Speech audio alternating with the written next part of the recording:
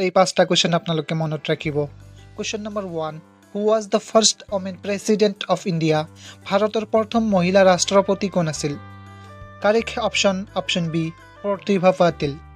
Next question, how many fundamental rights are currently recognised by the Indian constitution? বৰ্তমান ভাৰতীয় সংবিধানত কিমানটা মৌলিক অধিকাৰ আছে? Right option is option A, 6। Next question, the panchayati raj system was first adopted by which Indian state?